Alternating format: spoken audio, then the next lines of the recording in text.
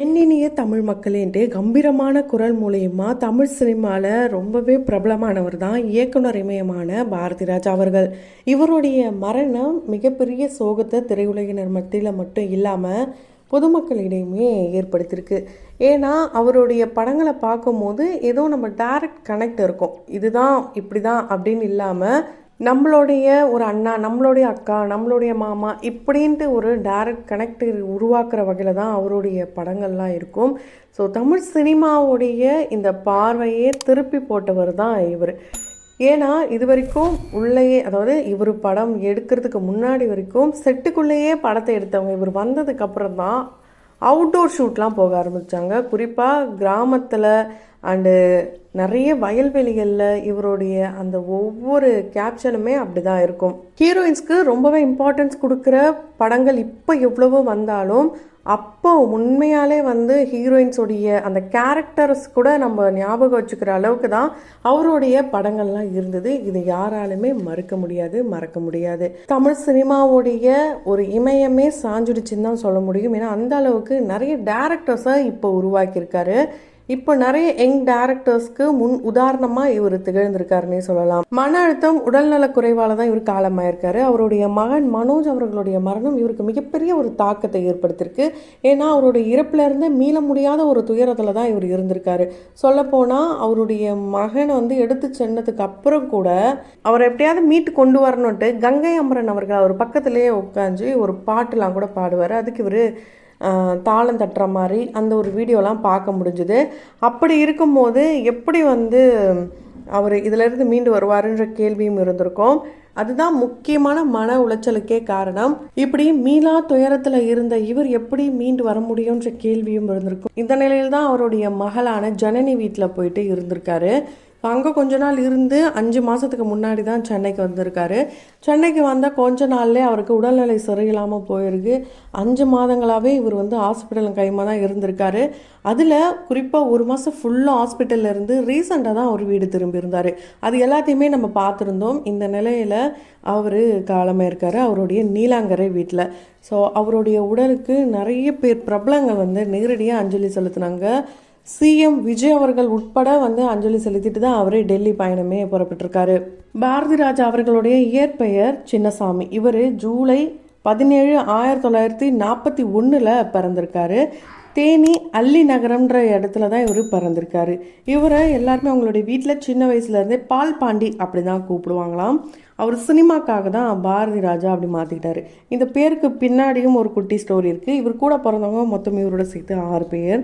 So இவருடைய மூத்த அண்ணன்லாம் இறந்துட்டார். அண்ட் இவரும் இப்போ காலமாயிட்டார். இவங்களுடைய அக்காங்க இறந்துட்டாங்களாம். அண்டு இவருக்கு ஒரு தங்கை இருக்காங்க. அந்த தங்கை பெயர் பாரதி. ஸோ சின்ன வயசில் ரொம்ப பாசமாக இருப்பாராம். பார்க்கும் போதெல்லாம் ஹக் பண்ணுவாராம். அண்ட் இவருக்கு ஒரு பிரதரும் இருக்காருன்னு சொல்லியிருந்தோம்ல, அவருடைய நேம் ஜெயராஜ். ஸோ இதிலேருந்து தான் அவங்களுடைய பேரை பாரதி ராஜான்னு மாற்றிக்கிட்டாரு. இவங்களுடைய அம்மாவுடைய நேம் கருத்தம்மா. இவர் எடுத்த படம் பேர் கூட கருத்தம்மா தான். அந்த படம் எந்த அளவுக்கு வெற்றி நடை போட்டுச்சு நம்ம எல்லாருக்கும் தெரியும். தமிழ் சினிமாவுடைய பார்வை மாறுறதுக்கு காரணம் இவர் சொல்லியிருந்தோம். இவர் எடுத்ததுமே சினிமா துறையில் வந்துட்டாரான்னு கேட்டிங்கன்னா கண்டிப்பாக கிடையாது. சுகாதாரத்துறையில் ஆய்வாளராக இருந்திருக்காரு. அப்படியே ஆய்வு பண்ணுறதுக்கு ஒவ்வொரு இடமா போயிட்டு இருக்கும் போது தான் இவர் ஒருத்தரை சந்திக்கிறாரு. அவர் வேறு யாருமே இல்லை, இளையராஜா அவர்கள். ஸோ இளையராஜா அவர்கள், அவருடைய குடும்பம் எல்லாருமே இவருக்கு நெருக்கமான பழக்கமாகறாங்க. அந்த நட்பு இப்போ வரைக்கும் இவருடைய மரணத்தில் கூட தெரிய வருது. ஏன்னா நேரடியாக அஞ்சலி செலுத்தி என்னுடைய நண்பன் இறந்துட்டான், அதுலேருந்து என்னால் மீண்டு எப்படி வரப்போகிறேன்னு தெரியலலாம் ரொம்ப எமோஷ்னலாக இருந்தார். ஸோ இப்படி தான் இவங்களுடைய பழக்கம் ஏற்பட்டிருக்கு. அதுக்கப்புறம் தான் இளையராஜா அவர்கள் இந்த இண்டஸ்ட்ரிக்குள்ளே வராரு. அவர் கூட இவரும் சேர்ந்து 2 பேருடைய காம்பினேஷனில் நிறைய படங்கள் வந்திருந்தாலும் 16 வயதினிலே அப்படின்ற படம் இவங்க 2 பேருடைய வாழ்க்கையில் மிக முக்கியமான படமாக தான் பார்க்கப்பட்டு வருது. அண்டு இப்போ இருக்கிற மிகப்பெரிய ஒரு நடிகர்களில் ரஜினி, கமல் இவங்க 2 பேரும் எடுத்துக்கலாம். அப்படி அவங்க 2 பேரையும் கொடுத்த ஒரு முதல் இயக்குனர் அப்படின்னா அது பாரதி ராஜா அவர்களை தான் சேரும். ஸோ இந்த படத்தை எடுத்ததுமே கமல் சார்கிட்டையும் ரஜினி சார்கிட்டையும் போகவே இல்லையாம். ஒரு ஏடியாக கர்நாடகா ஒரு இயக்குனர்கிட்ட இருந்தப்போ தான் இவருக்கு ஃபஸ்ட்டு வாய்ப்பு கிடைக்குது. அந்த வாய்ப்பில் இவர் ஜெயலலிதா அம்மாவையும் முத்துராமன் அவர்களையும் வச்சு சொந்த வீடு அப்படின்ற படம் எடுக்கலான்ற முடிவில் இருந்தப்போ அந்த படம் ஒரு சில காரணங்களால், குறிப்பாக ஜெயலலிதா அம்மாவால் அந்த படம் நடிக்க முடியாமல் காரணத்தினால ட்ராப் பண்ணிட்டாங்க. அதுக்கப்புறம் தான் 16 வயது நிலை. இந்த 16 வயது நிலைன்னு சொல்லிலாம் ஒரு படத்துக்கு போயிட்டு கதை சொல்லலையாம். மயிலுன்ற ஒரு கேரக்டரை வச்சு தான் படம் சொல்லியிருக்காங்க. சப்பானின்ற கேரக்டர் மட்டும்தான் பேஸ் பண்ணி கதையை சொல்லியிருக்காரு. இப்படி சொல்லும் போது அப்போ இருந்த நடிகர்கள்லாம் ஐயோ இது என்ன கதை அப்படின்னு சொல்லி வேணான்னு சொன்னதுக்கு அப்புறம் தான் கமல் சார் கிட்ட அந்த படம் வருது. ஒரே படத்தில் 2 பெரும் புள்ளிகள் நடித்து ரொம்ப பெரிய ஹிட் ஆச்சு. அந்த படத்துக்காக அவருக்கு தேசிய விருதும் கிடைச்சிருக்கு. அந்த படம் மட்டும் இல்லாமல் முதல் மரியாதை, கருத்தம்மா, இப்படி இது போல படங்கள் மூலயமா இவருக்கு கிட்டத்தட்ட 6 தேசிய விருதுகள் கிடைச்சிருக்கு. உண்மையாலே இது ரொம்ப பெரிய விஷயம்.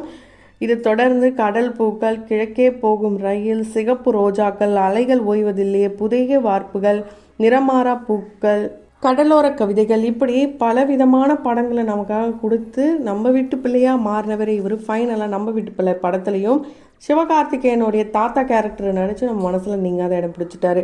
ஆரம்ப காலகட்டத்திலேருந்து இப்போ வரைக்கும் 2K கிட்ஸ் கூட இவர் ஒரு நடிகராக தெரிஞ்சிருக்கோம். ஆனால் இவர் இயக்குனராக இருக்கும் போதே ஒரு நடிகராக தான் எல்லாருக்கும் பரிச்சயமாயிருக்காரு. ஏன் அப்படின்னா இவர் பெரும்பாலும் ஒரு சீன் எடுக்க போகிறாருன்னா அந்த சீனில் ரிஸ்க் எடுக்கிற மாதிரி சீன்னா அதை ஃபஸ்ட்டு அவர் ரிஸ்க் எடுப்பார். ஃபஸ்ட்டு இவர் கிணத்துல குதிச்சு எழுந்து அதுக்கப்புறம் தான் அந்த சீனையே இவர் ஓகே இதில் என்ன ரிஸ்க்கும் இல்லை அப்படிலாம் முடிவு பண்ணதுக்கப்புறம் தான் அந்த ஆர்டிஸ்ட்டை இறங்க விடுவாராம். அந்த மாதிரி ஒரு நடிப்பு திறனை இருக்கிற ஒரு டேரக்டர் அப்படின்னு தான் சொல்ல முடியும். ஸோ டேரக்டர்ஸ்னால் ஒரு டேரக்ஷன் தான் பண்ணி நம்ம பார்த்துருப்போம். ஆனால் அவர் நடித்து இப்படி தான் எனக்கு வேணும் அவுட்புட் அப்படின்னு சொன்னதுக்கப்புறம் தான் அது அப்படியே வந்து ஆர்டிஸ்ட் கிட்டேயும் வாங்குவாராம். அந்தளவுக்கு ஒரு திறமையான ஒரு டேரக்டராக இருந்திருக்காரு. இவர்கிட்ட ஏடியாக ஒர்க் பண்ண பாக்கியராஜ் சார் இப்போ இவ்வளோ பெரிய டேரக்டர் நம்ம எல்லாருக்கும் தெரியும். அது மட்டும் இல்லாமல் இவருடைய மகன் புலிக்கு பிறந்தது பூனையாகாதுன்னு சொல்கிற வகையில் இவர் எப்படி நடித்து ஒரு விஷயத்தை வந்து ஆர்டிஸ்ட் கிட்ட வாங்குறாரோ அதே மாதிரி அவங்களுடைய மகனும் அப்படி தான் பண்ணுவாராம். அந்த வகையில் மார்கழி திங்கள் அப்படின்ற படத்தில் கண்டிப்பாக எனக்கு இப்படி தான் வேணும் அப்படின்னு சொல்லி அவர் ஒரு சீனை சொல்ல இவர் அவருக்கு பிடிச்ச மாதிரி அதை நடிக்க உடனே அவர் சொல்லியிருக்காரு, இதை வந்து நீங்களே வச்சுக்கோங்க, இது ஏன் படம், எனக்கு எப்படி வேணும்னு நான் சொல்கிறேன்னா அப்படி தான் நீங்கள் நடித்து தரணும், உங்கள் கதைலாம் முடிஞ்சு போச்சு, உங்கள் காலம் முடிஞ்சு போச்சு அப்படிலாம் அவங்களுடைய மகன் மனோஜ் சொன்னதாக ஒரு இன்டர்வியூவில் மனோஜே இன்டர்வியூவில் சொல்லியிருக்காரு. அது மட்டும் இல்லாமல் அப்போது பாரதி ராஜா வந்து என்ன கேட்பாராம், டேய் என்னை பழி வாங்குறதானே நீ, இப்படிலாம் பழி வாங்காதடா அப்படின்லாம் சொல்லியிருக்காராம். ஸோ அந்த மாதிரி பழிவாங்கி நடித்து அண்டு டைரக்ஷன் பண்ணுற அளவுக்கு ஒரு போட்டி, ஹெல்த்தியான போட்டிகள் வந்து இவருக்கும் இவருடைய மகனுக்குமே கூட இருந்திருக்காம். அந்த அளவுக்கு ஒரு நல்ல டைரக்டர். அதே மாதிரி ராவரிசை டைரக்டர் அப்படின்னே சொல்லலாம். ராதிகா அவர்களாக இருக்கட்டும், இல்லைனா ராதா அவர்களாக இருக்கட்டும். ராதா அவர்கள்லாம் கருவாச்சு அப்படின்னு சொல்லி தான் ஃபோட்டோஸ்லாம் வந்து இவங்களுக்கு வந்து தான் இவர் தான் இந்த கருவாச்சு நான் ஓகே பண்ணுறேன் அப்படின்னு சொல்லி அவங்கள நேரடியாக கூப்பிட்டு பேசி அவங்கள வந்து நடிக்க வச்சோம். அந்த படம் ரொம்ப ஹிட். அது வந்து எந்த படம் நம்ம எல்லாருக்குமே தெரியும். எப்படி ராதிகா அவர்களுக்கு கிழக்கே போகும் ரயில் அந்த ஒரு படம் மிகப்பெரிய ஒரு வெற்றி படமாக அமைஞ்சதோ, அலைகள் ஓய்வதில்லை அப்படின்ற படமும் ராதா அவர்களுடைய கெரியரில் வெறும் முக்கியமான படமாக பார்க்கப்பட்டு வருது இப்போ வரைக்கும். நெப்போலியன் அவர்கள், கார்த்தி அவர்கள், இப்படி ஒரு சில முக்கியமான நடிகர்களையுமே இவரை அறிமுகப்படுத்தி ரொம்ப ஹிட்டாக இருக்காங்க. அண்டு இவர் ஒரு நடிகராக இப்போ நம்ம எல்லாருக்கும் தெரியும். ஆனால் இவருடைய ஆரம்ப காலகட்டத்தில் கல்லுக்குள் ஈரம் அப்படின்ற படம் மூலியமா தான் ஃபஸ்ட்டு ஒரு நடிகராக இவர் அறிமுகமாயிருக்காரு. அது தொடர்ந்து பல வெற்றி படங்கள், நிழல்கள், இது போல் படங்கள்லாம் இவர் நடிச்சிருந்தாலும் இப்போ ரீசெண்ட் டைமில் ஆயுதம் எழுத்து, குரங்கு பொம்மை, மகாராஜா, திருச்சிற்றம்பலம், நம்ம வீட்டு பிள்ளை, நிமிர்ந்த நிலை, இது போல் நிறைய ஹிட்டான படங்களில் இப்போ இவர் நடித்து ஆனால் நம்ம தாத்தாப்பான்ட்டு இப்போ இருக்கிற 2K கிட்ஸ் சொல்கிற வகையில் ரொம்ப சூப்பராகவே நடித்து கொடுத்துட்டாரு. ஸோ நிறைய ரிஜெக்ஷன் இவருடைய கெரியர்லேயும் இருந்திருக்கு, வாழ்க்கையிலையுமே இருந்திருக்கு. இவருடைய வாழ்க்கையே மிகப்பெரிய ஒரு போராட்டமாக தான் இருந்திருக்கு. அவருடைய ஆரம்ப காலகட்டத்தில் அவருடைய ஊர் சைடில் இருக்கும்போது ஓகே, சென்னைக்கு வந்ததும் ஆஹா ஊகலாம் இல்லை, அவ்வளவோ போராட்டம் தான். அந்த போராட்டங்கள்லாம் கடந்து இப்போ நீலாங்கரையில் சொந்த வீடு, அங்கே இவருடைய மருமகள் அண்டு 2 பேத்திகள் இவங்களுடைய மனைவி கூட தான் இருந்திருக்காரு. மகன் இல்லைன்ற வருத்தம் இவருடைய கடைசி காலம் வரைக்கும் இருந்திருக்கு. ஸோ என்னதான் இவர் அவருடைய கடைசி காலத்தில் ஒரு நடிகராக மட்டுமே இருந்துட்டு போனாலும் இவர் எடுத்த படங்கள் பல பேருக்கும் இப்போ முன் உதாரணமாகவும் அதிலேருந்து ரெஃபரன்ஸ் எடுத்து அதில் இருக்கிற பாட்டுகள்லாம் எடுத்து இப்போ நிறைய யூஸ் பண்ணிகிட்ருக்காங்க. உண்மையாலுமே அழிக்க முடியாத ஒரு காவியங்களை உருவாக்கிட்டு போன பாரதி ராஜா அவர்களுக்கும் அவருடைய குடும்பத்தினருக்கும் ஆழ்ந்த இரங்கல்களை தெரிவித்துக் கொள்கிறோம். Rest in peace Bharathi Raja sir.